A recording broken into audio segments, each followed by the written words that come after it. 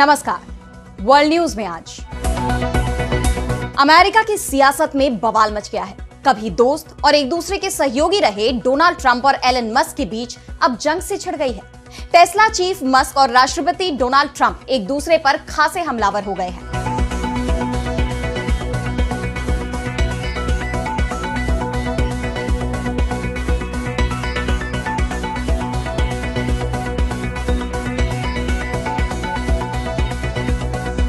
ये लड़ाई इतनी ज्यादा बढ़ गई है कि ट्रंप ने मस्क की कंपनियों को मिलने वाले सभी फायदे खत्म करने की धमकी दी, तो मस्क ने सीधे ट्रंप पर महाभियोग लगाने की मांग कर दी, जिसके बाद से अमेरिका की राजनीति में उथल-पुथल मची हुई है। सवाल उठ रहे हैं कि आखिर ऐसा क्या हुआ कि दोस्ती दुश्मनी में बदल गई। तो मस्क बोले ट्रंप पर चले महाभियोग। ट्रंप के खिलाफ पूर्व सहयोगी ने खोला मोर्चा। कैसे दो दोस्त बने दुश्मन, इस पर हम करेंगे विस्तार से चर्चा। लेकिन आइए जरा उन खबरों को भी देख लें जिन पर आगे होगी बात। रूस का मिशन बदला, कई दिशाओं से यूक्रेन पर दागे बैलिस्टिक मिसाइल और ड्रोन। ट्रंप बोले रूस यूक्रेन को फिलहाल लड़ने देना ही बेहतर। पाकिस्तान के रक्षा मंत्री के बयान को उनके ही विदेश मंत्रालय ने बताया झूठ। कहा किसी भी द्विपक्षीय समझौते को खत्म करने का नहीं हुआ फैसला। ख्वाजा आसिफ ने शिमला समझौते को बताया था खत्म। अमेरिका चीन में छिड़ी ट्रेड वॉर के बीच चीनी मीडिया का बड़ा दावा। कहा ट्रंप के गिड़गिड़ाने पर माने जिनपिंग। दोनों नेताओं ने फोन पर की बात। और चलते चलते में देखेंगे वैज्ञानिकों ने की बड़े ग्रह की खोज। प्लैनेट फॉर्मेशन के मौजूदा सिद्धांतों को मिली चुनौती। इन सभी खबरों पर हम विस्तार से करेंगे बात, लेकिन पहले एक नजर हेडलाइंस पर। 2 सालों में दूसरी बार टूटा जापान का चांद पर उतरने का सपना। चंद्रमा की सतह पर उतरने से पहले क्रैश हुआ रेजिलियंस स्पेसक्राफ्ट। इसरो की कंपनी एंट्रिक्स के खिलाफ अमेरिकी कोर्ट का बड़ा फैसला। देवास मल्टीमीडिया के मुकदमे को आगे बढ़ाने की दी इजाजत। 2005 के एक रद्द सैटेलाइट सौदे से जुड़ा है विवाद। हिंदुस्तान के एक्शन से पाकिस्तान में पानी के लिए मचा हाहाकार। पीएम शहबाज शरीफ ने जल्दी डैम बनाने के दिए आदेश। हिंदुस्तान ने सिंधु जल समझौते को किया है स्थगित। बांग्लादेश में जल्द चुनाव कराने का मोहम्मद यूनुस का नहीं दिख रहा इरादा। बोले देश के संस्थानों में सुधार करना प्राथमिकता। सेना और तमाम राजनीतिक दल दिसंबर में चुनाव कराने का सरकार पर बना रहे दबाव। तो अमेरिका के राष्ट्रपति डोनाल्ड ट्रंप चौतरफा मुश्किलों से घिरते दिखाई दे रहे हैं। पहले से ही उनके फैसले सवालों के घेरे में हैं। कई फैसलों पर कोर्ट रोक लगा चुका है। साथ ही कई और फैसलों को चुनौती भी दी गई है और अब एक एक करके उनके सहयोगी भी छिटकते जा रहे हैं। राष्ट्रपति चुनाव के दौरान ट्रंप के साथ कंधे से कंधा मिलाकर चलने वाले अरबपति एलन मस्क अब उनके खिलाफ हो गए हैं। पहले तो उन्होंने ट्रंप प्रशासन के डॉज विभाग के प्रमुख पद से इस्तीफा दिया और अब वो ट्रंप के फैसलों की खुलेआम निंदा भी कर रहे हैं। जिस बिल पर तनाव के चलते मस्क का इस्तीफा आया, उसकी आलोचना तो वो लगातार कर ही रहे हैं, लेकिन अब मस्क ने मानो राष्ट्रपति ट्रंप के खिलाफ ही मोर्चा खोल दिया है। ट्रंप और मस्क के बीच बीती रात जमकर बहसबाजी हुई।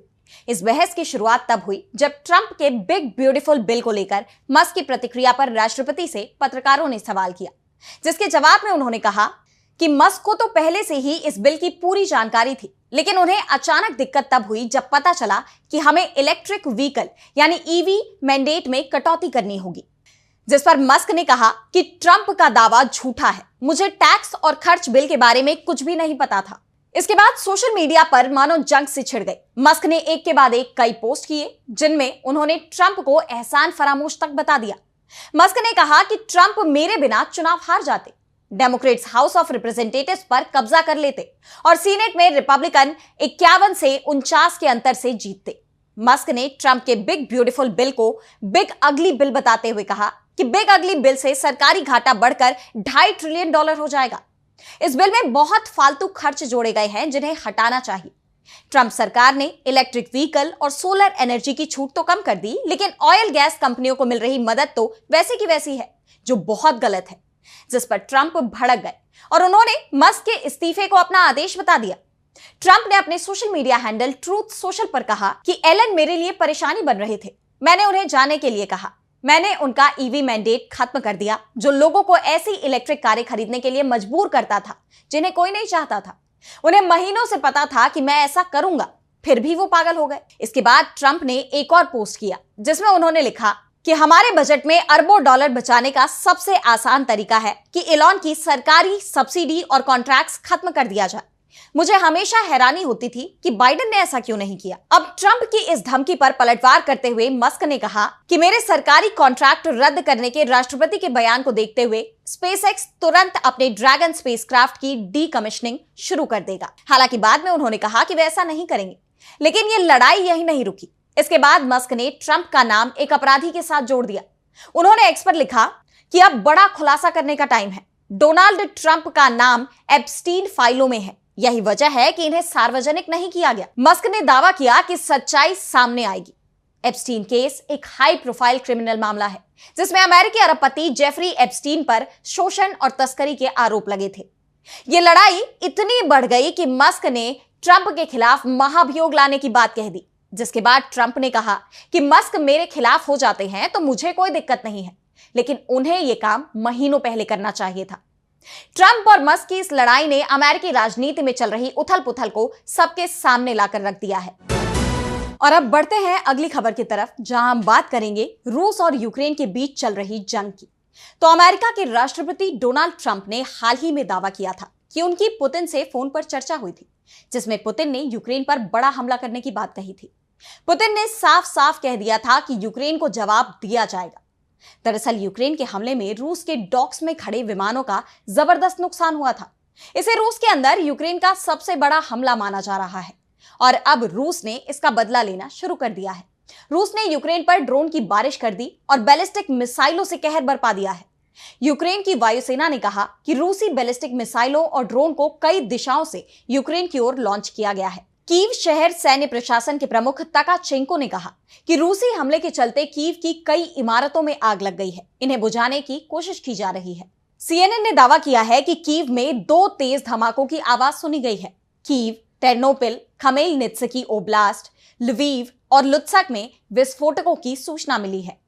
यूक्रेन ने रूस पर ड्रोन हमले से रिहायशी इलाकों को निशाना बनाने का आरोप लगाया और कहा कि कीव के सोलोमियांस्की जिले में एक ऊंची इमारत क्षतिग्रस्त हो गई है।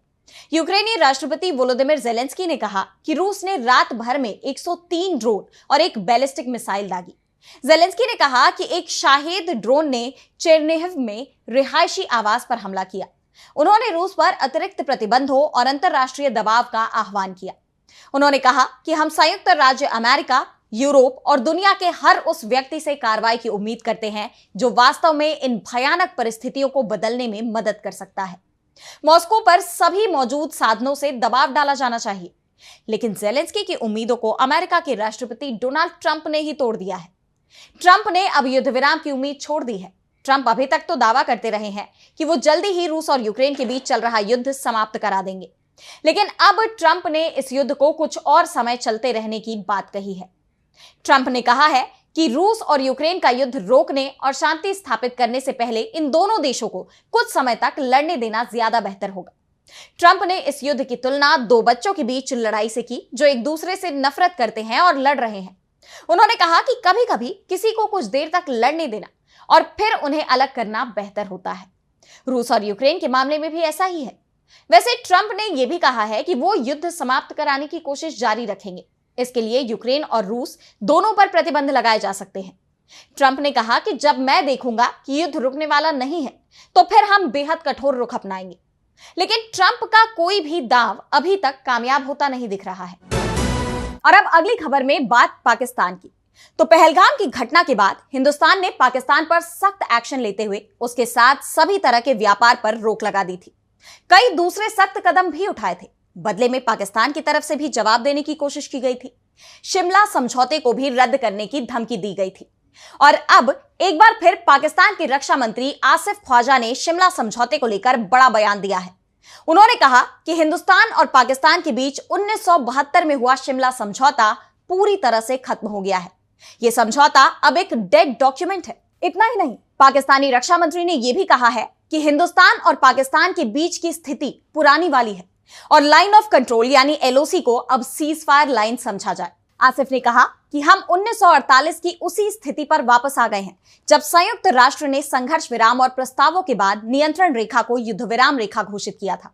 इन विवादों को बहुपक्षीय या अंतरराष्ट्रीय स्तर पर निपटाया जाएगा। जहां तक बात सिंधु जल समझौते की है तो ये निलंबित हो या ना हो, शिमला समझौता पहले ही खत्म हो चुका है। आसिफ ख्वाजा ने भले ही दावा कर दिया कि शिमला समझौता समाप्त हो गया है, लेकिन पाकिस्तान की सरकार को भी इस बात का एहसास है कि अगर वो इस समझौते को रद्द करती है तो इसका नुकसान पाकिस्तान को ही उठाना पड़ेगा। इसलिए अपने ही मंत्री के खिलाफ पाकिस्तान की सरकार को बयान देना पड़ा है। पाकिस्तान के विदेश मंत्रालय ने कहा कि हिंदुस्तान की कार्रवाइयों के चलते इस तरह की चर्चाएं जरूर चल रही हैं, लेकिन पाकिस्तान ने शिमला समझौते को रद्द करने के लिए कोई औपचारिक या निर्णायक कदम नहीं उठाया है। फिलहाल किसी भी द्विपक्षीय समझौते को समाप्त करने का कोई औपचारिक फैसला नहीं लिया गया है। शिमला समझौते सहित सभी मौजूदा द्विपक्षीय समझौते प्रभावी बने हुए हैं। इस बीच हिंदुस्तान और पाकिस्तान के बीच सीज फायर को लेकर अमेरिका के राष्ट्रपति डोनाल्ड ट्रंप का दावा फिर से सामने आया है। रूसी राष्ट्रपति पुतिन के साथ बातचीत में ट्रंप ने एक बार फिर कहा है कि हिंदुस्तान और पाकिस्तान के बीच उन्होंने सीज फायर करवाया। क्रेमलिन की तरफ से इस बात का खुलासा किया गया है, लेकिन और क्या बातचीत हुई इसका खुलासा रूस ने नहीं किया है। और अब बढ़ते हैं अगली खबर की तरफ, जहां हम बात करेंगे अमेरिका और चीन के बीच टैरिफ को लेकर हुई बात की। तो अमेरिका के राष्ट्रपति डोनाल्ड ट्रंप और चीनी राष्ट्रपति शी जिनपिंग के बीच टेलीफोन पर लगभग 90 मिनट की बातचीत हुई। ट्रंप ने कहा है कि यह बातचीत काफी अच्छी हुई। वहीं चीन के सरकारी मीडिया की तरफ से दावा किया गया कि ट्रंप के गिड़गिड़ाने के बाद ही शी जिनपिंग अमेरिकी राष्ट्रपति से फोन पर बात करने के लिए तैयार हुए। चीनी विदेश मंत्रालय ने कहा कि ट्रंप की तरफ से जिनपिंग को फोन किया गया। हालांकि व्हाइट हाउस की ओर से यह नहीं बताया गया कि फोन किसकी तरफ से किया गया था। बातचीत को लेकर ट्रंप ने अपने ट्रूथ सोशल पर लिखा कि जिनपिंग के साथ हाल ही में हुए व्यापार समझौते की कुछ जटिलताओं पर चर्चा हुई। हमारी बातचीत करीब 1.5 घंटे तक चली और इसका दोनों देशों के लिए बहुत सकारात्मक निष्कर्ष निकला। ट्रंप ने बताया कि शी जिनपिंग ने बड़े सम्मान के साथ मुझे और फर्स्ट लेडी को चीन आने का निमंत्रण दिया और मैंने भी उन्हें बदले में अमेरिका आने का न्योता दिया है। ट्रंप ने कहा कि दो महान देशों के राष्ट्रपति होने के नाते यह कुछ ऐसा है जिसे हम दोनों करने के लिए उत्सुक हैं। ट्रंप ने जर्मन चांसलर फ्रीडरिश मैर्ज के साथ ओवल ऑफिस में एक बैठक के दौरान भी इस कॉल का जिक्र किया और कहा कि वो चीन का दौरा करेंगे। उन्होंने जिनपिंग के न्योते को स्वीकार कर लिया है। इससे पहले ट्रंप ने खुद स्वीकार किया था कि शी जिनपिंग के साथ किसी भी समझौते पर पहुंचना बहुत मुश्किल है। उन्होंने अपने सोशल मीडिया पोस्ट में लिखा कि मुझे चीन के राष्ट्रपति शी बहुत पसंद है, हमेशा पसंद आए हैं, लेकिन वो बेहद सख्त है और उनके साथ समझौता करना बेहद कठिन है। बता दें कि ट्रंप ने सत्ता संभालते ही चीन के साथ टैरिफ वॉर छेड़ दिया था। अमेरिका ने चीनी सामान पर 145% का टैरिफ लगा दिया था। वहीं चीन ने भी 125% टैरिफ लगा दिया। लेकिन 12 मई को दोनों के बीच समझौता हुआ, जिसमें 90 दिन के लिए टैरिफ को कम किया गया। अमेरिका ने इसे 30% कर दिया तो चीन ने सिर्फ 10% कर दिया था। टैरिफ जंग के चलते दोनों ही तरफ से व्यापार बंद होने की स्थिति बन गई थी, जिसका असर सबसे ज्यादा अमेरिका पर ही दिख रहा था। वहां महंगाई बढ़ने लगी थी, जिसके बाद ट्रंप को अपना रुख नरम करना पड़ा। और अब चलते चलते में देखेंगे ब्रह्मांड के खुलते राज को।